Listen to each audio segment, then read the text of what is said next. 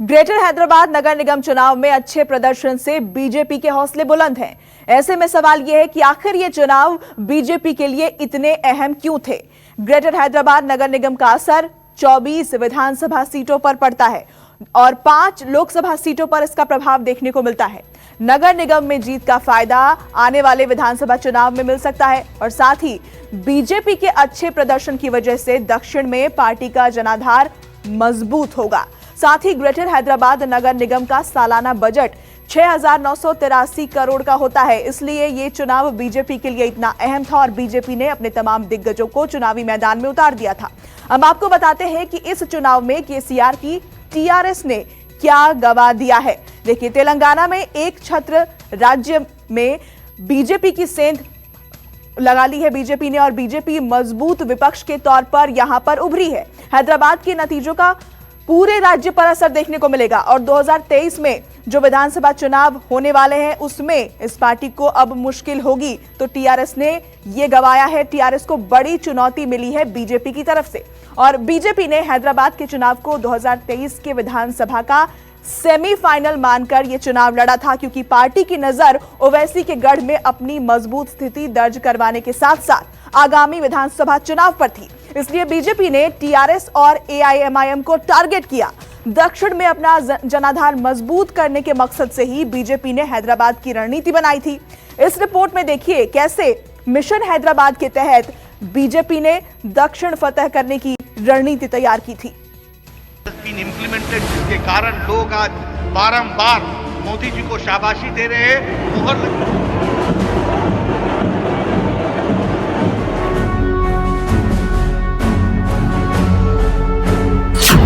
हैदराबाद का मजबूत किला किसका ढहा किसको मिला।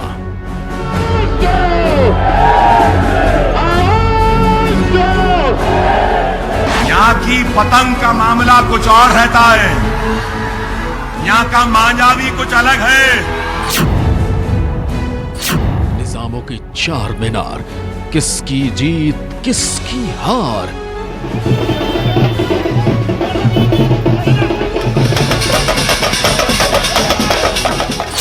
दो 2023 में विधानसभा चुनाव, बीजेपी की एंट्री से किसको तनाव।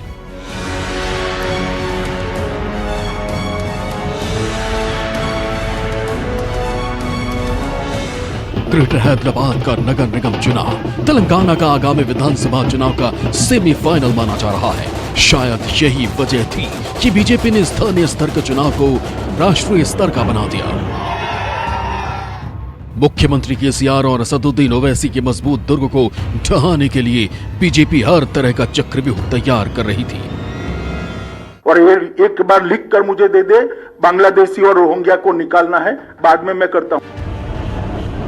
यानी 2023 के लिए बीजेपी की लाइन एंड लेंथ एकदम तय है। वो आगामी विधानसभा चुनावों में हैदराबाद बनाम भाग्यनगर तो करेगी ही, साथ ही ओवैसी को चुनौती देने के लिए निजाम कल्चर और रोहिंग्या का मुद्दा भी डंके की चोट पर उठाने वाली है। साल 2014 में जब अलग तेलंगाना राज्य बनाया गया तो कांग्रेस को इस बात की उम्मीद थी कि लोगों की अलग राज्य की मांग को पूरी करने का फायदा उससे लोगों के भारी जन समर्थन के रूप में मिलेगा। लेकिन हुआ ठीक इसका उल्टा, क्योंकि केसीआर की पार्टी टीआरएस सूबे में एक बड़ी ताकत बनकर उभरी। साल 2014 और 2018 के चुनाव में भी केसीआर की पार्टी ने ही जबरदस्त जीत भी दर्ज की और इसी दौरान कांग्रेस का लगातार पतन जारी रहा। कांग्रेस की इसी खाली जगह को भरने के लिए बीजेपी ने सबसे सॉलिड रणनीति तैयार की, जिसका रास्ता बीजेपी ने ग्रेटर हैदराबाद नगर निगम से होकर निकाला। क्योंकि हैदराबाद इलाके में विधानसभा की 24 सीटें आती हैं, जबकि 5 लोकसभा सीटें हैं। ऐसे में ग्रेटर हैदराबाद नगर निगम चुनाव में बीजेपी को दक्षिण के किले में बड़ी उम्मीद दिखाई दी, क्योंकि 82 लाख आबादी वाला ये इलाका तेलंगाना में बीजेपी की भविष्य की रणनीति का हिस्सा है। फिलहाल तेलंगाना के 119 विधानसभा सीटों में से बीजेपी के पास सिर्फ 2 सीट हैं और लोकसभा की 17 सीटों में पार्टी के 4 सांसद हैं। शायद यही वजह थी जब योगी यहां चुनाव प्रचार कर रहे थे तो उनका सीधा निशाना 2023 पर था। तेलंगाना में भारतीय जनता पार्टी की सरकार बनती है तो मित्रों, मैं आपसे कह सकता हूं ओबीसी को यहां से वैसे ही भागना पड़ेगा जैसे हैदराबाद से निजाम को भागने के लिए मजबूर होना पड़ा था। ये हिंदुस्तान मेरे बाप का मुल्क है, कोई नहीं निकाल सकता मुझे। हिंदुस्तान मेरे अब्बा का मुल्क है, हिंदुस्तान मेरे डैडी का मुल्क है, हिंदुस्तान मेरे पप्पा का मुल्क है, हिंदुस्तान मेरे पिताजी का मुल्क है। जब पिताजी का मुल्क है तो बेटा कहां निकलेगा। 2018 का विधानसभा चुनाव इतनी ताकत से नहीं लड़ा गया था। बावजूद इसके तेलंगाना विधानसभा में बीजेपी को 2 सीटें मिली थी। ऐसे में बीजेपी अब 2023 के चुनाव में कोई कसर नहीं छोड़ना चाहती।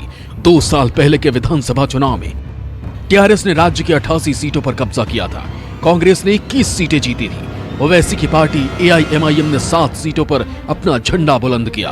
बीजेपी के खाते में सिर्फ 2 ही सीटें गई थी। बात करें वोट शेयर की तो उस वक्त बीजेपी को विधानसभा चुनाव में बीजेपी को 7.07% वोट हासिल हुए थे, जबकि टीआरएस को 47% और कांग्रेस की झोली में 32% से ज्यादा वोट गए थे। अपने आगे के मिशन को साधने के लिहाज से बीजेपी हैदराबाद में पूरी तरह कामयाब भी रही।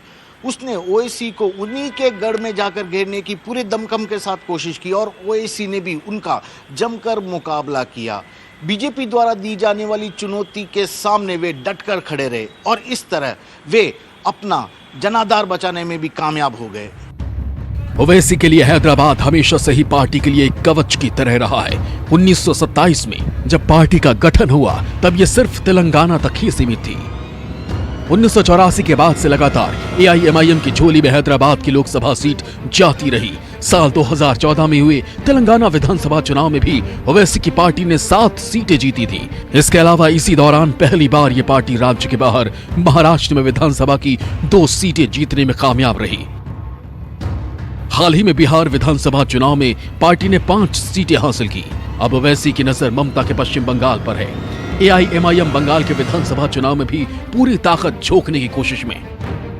अरे बीजेपी वालों, सर्जिकल स्ट्राइक अगर नहीं करना है तो असदुद्दीन ओवैसी जिसको तुम बोलते भड़काऊ भाषण देता है, मैं तुमको फिर से बोल रहा हूं, अगर तुम में हिम्मत है तो पिछले कई महीनों से लद्दाख में जब प्लेन में 920 स्क्वायर किलोमीटर पर चीन की फौज भारत की सरजमीन पर बैठी हुई है।